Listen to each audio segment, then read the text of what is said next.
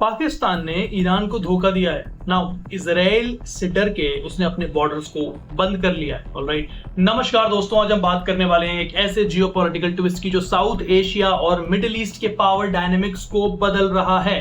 पाकिस्तान ने ईरान के साथ अपना बॉर्डर सडनली बंद कर दिया है और इसके पीछे की जो वजह है वो सिर्फ सिक्योरिटी नहीं है, ये है फियर, डिप्लोमेटिक प्रेशर और एक छुपा हुआ अलायंस। क्या पाकिस्तान ने ईरान को धोखा दिया है? क्या ये इजराइल का प्रेशर में आकर उन्होंने ये स्टेप लिया है?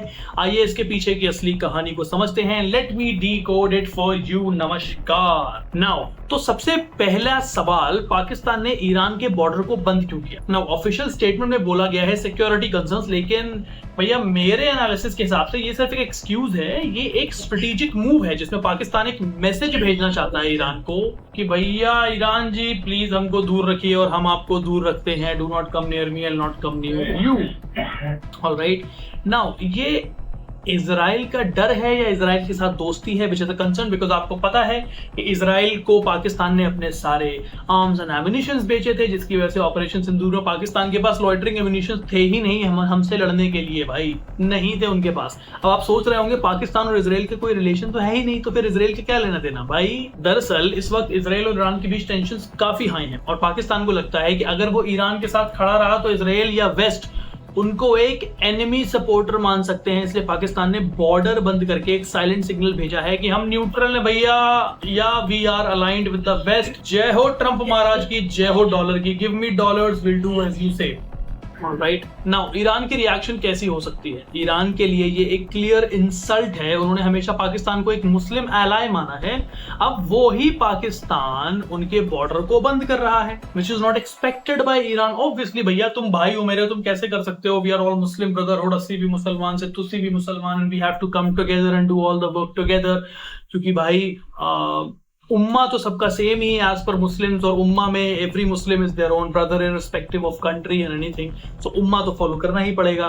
नाउ इसका मतलब है ईरान पाकिस्तान रिलेशंस में फ्रैक्चर आया है। ईरान इस मूव को एक स्टैब इन द बैक के जैसे देखेगा और फ्यूचर में ईरान अपना ट्रस्ट पाकिस्तान से हटा सकता है। ऑलराइट, नाउ पाकिस्तान, अगर आप रिसेंट हिस्ट्री में देखें तो पाकिस्तान काफी दफा चाइना और ईरान के ब्लॉक में दिखता है, लेकिन आईएमएफ लोन्स, डॉलर क्राइसिस और इंटरनेशनल प्रेशर के चलते पाकिस्तान अब वेस्ट के क्लोजर आ रहा है।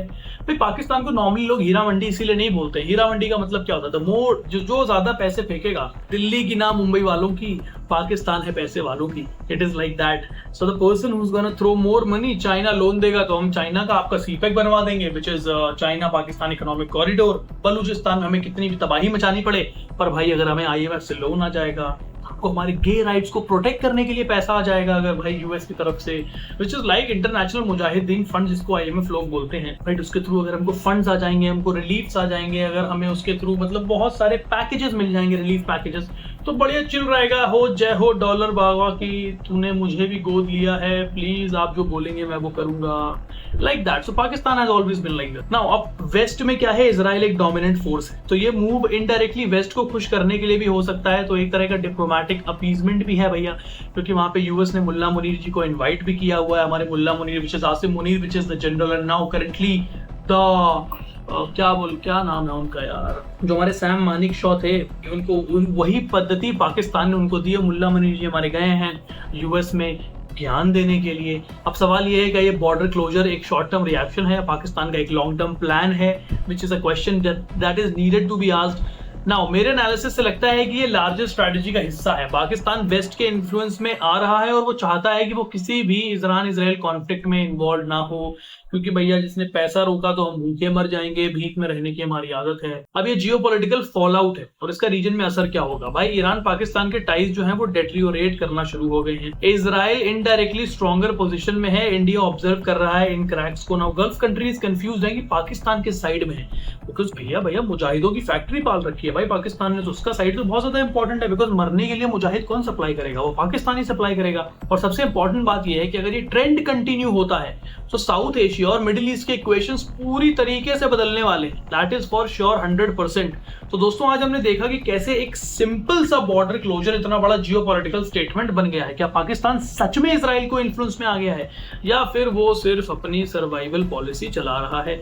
मुझको तो यही लगता है पर्सनली कि वो अपनी सर्वाइवल पॉलिसी चला रहा है, बिकॉज जिसके पास खाने के वांदे हो भाई वो किस तरीके से किस कंट्री का सपोर्ट करेगा यार, राइट? तुम्हारे पास पानी नहीं है, तुम्हारे पास एम्युनिशंस नहीं है, तुम्हारे 4 प्रोविंसेस में से 3 प्रोविंसेस तुम्हारे अगेंस्ट हैं, तुम कैसे देश चला रहे हो? ऑलराइट, जो भी हो, ईरान ने इस सिग्नल को क्लियर मैसेज की तरह लिया है और ये ट्रस्ट वापस लाना मुश्किल होगा। आगे क्या होता है भैया ये तो वक्त ही बताएगा। अगर आपको ये वीडियो इंफॉर्मेटिव लगा हो तो लाइक शेयर और सब्सक्राइब जरूर कीजिएगा। कमेंट में लिखकर बताएं कि क्या पाकिस्तान ने ईरानियों को धोखा दिया है। ऑलराइट, मैं हूं कुशाग्र शुक्ला, हमारा टॉक्स में मिलते हैं अगले एपिसोड में एक नए जियोपॉलिटिकल एनालिसिस के साथ। टिल देन, जय हिंद।